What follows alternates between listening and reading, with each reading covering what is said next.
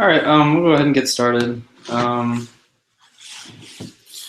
So today's going to be a little bit different than the ones that I've done previously, these breakfast bashes, in that the ones that I've done previously have been all about data structures and how to use them.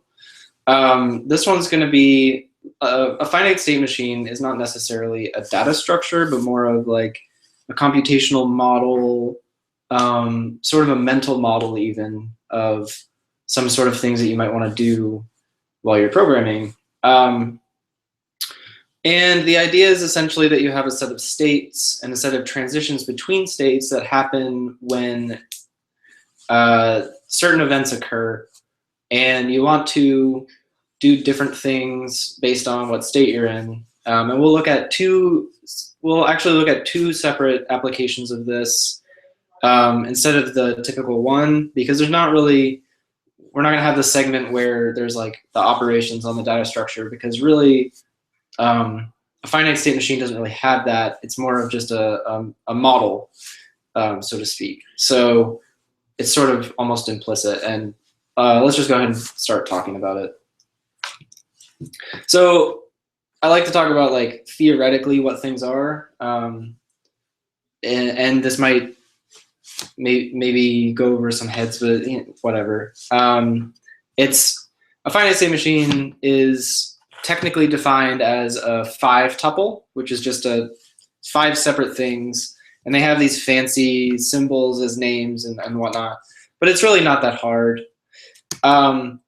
Basically, you've got an input alphabet, which is that sigma that you see there, that little E-looking thing. It's the first thing. The input alphabet is a set of transitions that you can make between states. So they would be like the labels of these arrows here. S is a set of states. So for us, we've got S0, S1, and S2 here. S sub 0 or S0 is the state that you start in. So here we've got S0 here, and I'm just assuming that this is the place that we're going to start. And then you've got delta, that's a small delta there. It's a function from states to states. So that's actually the set of all of these transitions between states. The collection of each of these, the collection of all of these arrows is that delta there. And F is the set of final states. So F is wherever we can actually stop performing transitions. And we'll see an example of that in a minute. It's not necessarily labeled here because this is just an example finite state machine. It doesn't necessarily need any final states, but we could say like S2 is the final state. So when you reach it, you can stop. So the canonical kind of, or a simple example of real world finite state machine use is when talking about regular expressions. So let's say that we wanted to match a string of alternating A's and B's. And so I'm actually assuming that that we're going to have A, B, A, B, A, B, A, B. I don't want to match A, B, A, for example, and I don't want to match A,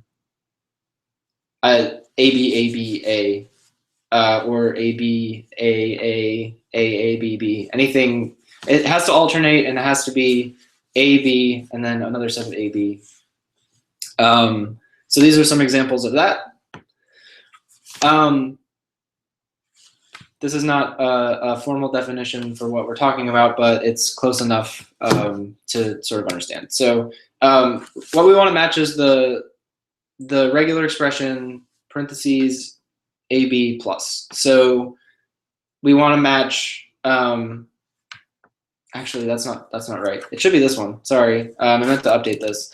But we want to match the regular expression that it starts. Then we match a set of A's and B's.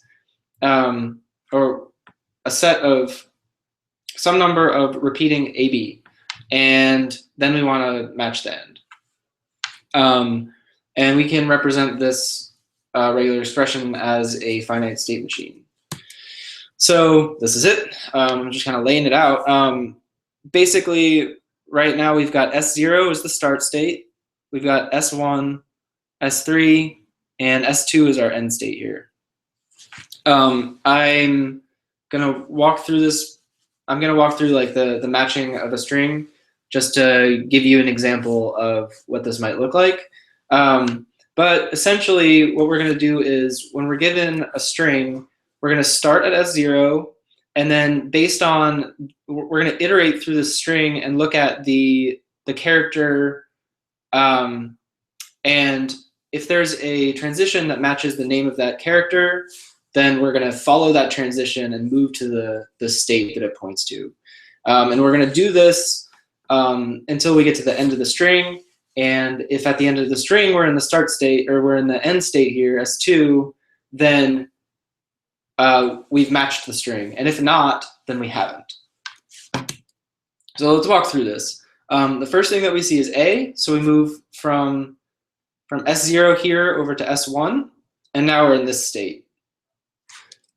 Then we see a B, so we move back to the start state here, and we'll be looking for an A.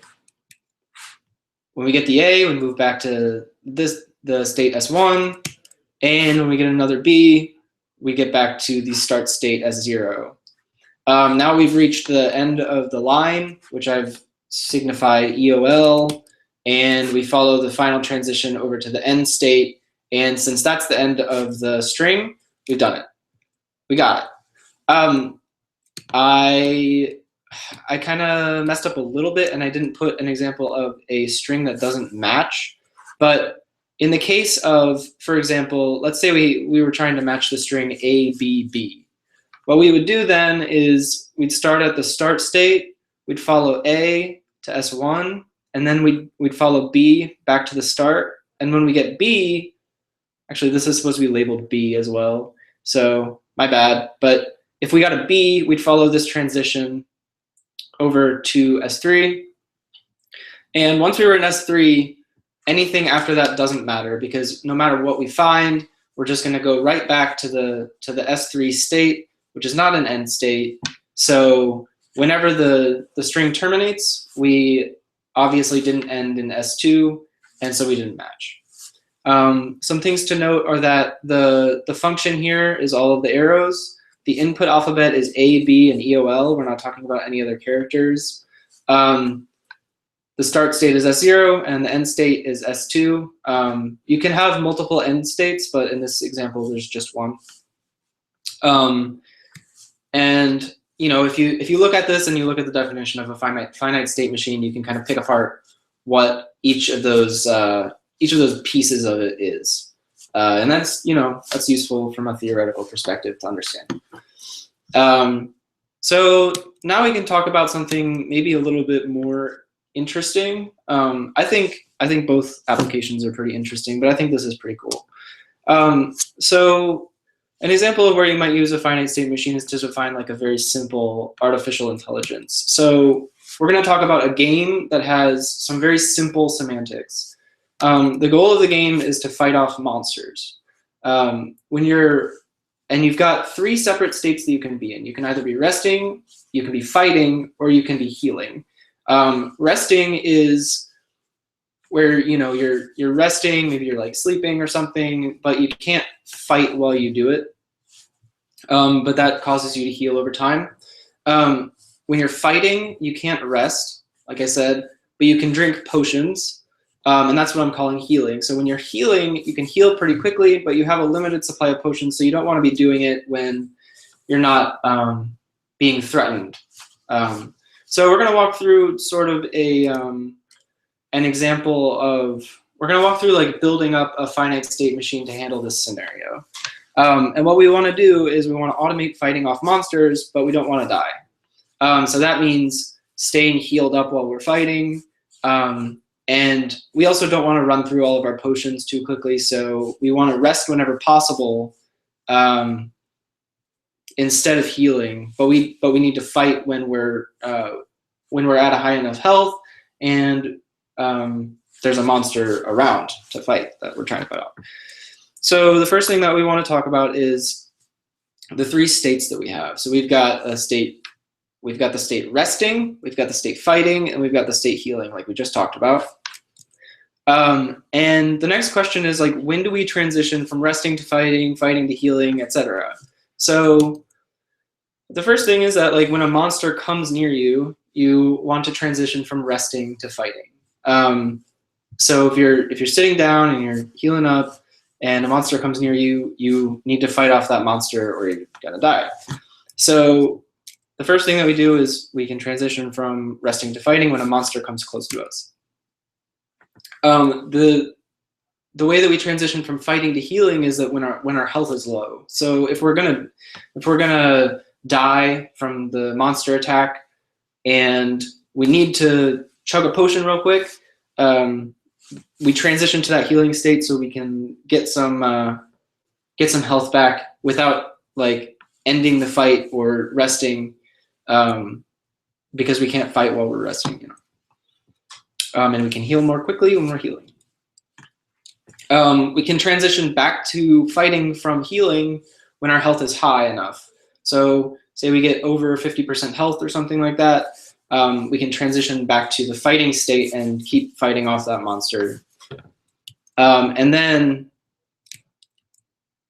I messed up these. Oh, I'm sorry. The next thing that we can do, I pressed left on my keyboard because I was expecting to see an arrow going from fighting to resting, and then my brain shook a little bit. But anyway, so we're the last transition that we need to make is from fighting to resting, and we can do that when the monster leaves. So when we fought off the monster, we can go back to resting and heal up until the next monster comes back.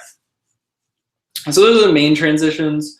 One thing that I wanted to mention is that like we're not talking about transitioning from fighting to fighting or healing to healing, and those types of transitions are sort of they're important, but they're kind of almost implicit, but I want to mention them anyway.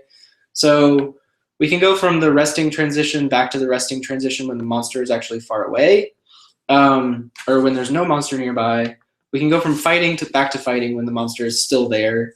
And we can go from healing back to healing when our health is still low. So these are sort of important if you're thinking about the implementation of a system like this. If you wanted to do something like this, you might poll every like a few times every second or something like that for new events coming in. And in the situation where you have like you're fighting and you're listening for events, and one of the events is that the monster is near, then you can go back to fighting. So I just wanted to mention that because, you know, like with the implementation, that's probably how it would look. And they're important transitions, whether they're like the sort of main ones or not. But yeah. So the next question we need to ask is where to start, and that's sort of a trivial answer. Like when you start the game, there's no monsters nearby, you probably want to start out as resting, and then wait for a monster to come by and then go into that fighting state. I didn't ask the question where to end, but one thing that you could do is that like maybe if you've fought off all of the monsters, you could transition to an end state. So you might have a transition from resting to like an end state,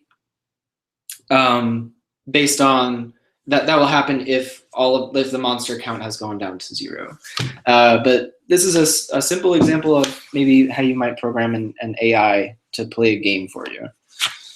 That's it. Yeah, that's it. Thank you guys for joining us. It was a lot of fun. It's been a while since I've done one of these, so it's great to get back into the flow of it. Last thing I want to say is that if you want to do one of these breakfast bashes in the future, there's a sign-up sheet which I'll post in the Athens Classic City Devs channel.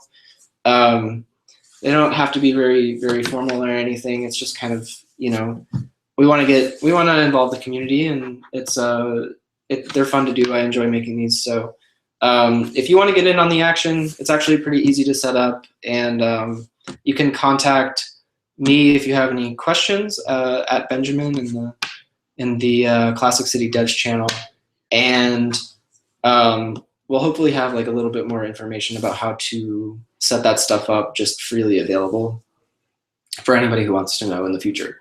But anyway, for now, thank you guys for watching, and I will see you the next time that we do one of these. Thank you.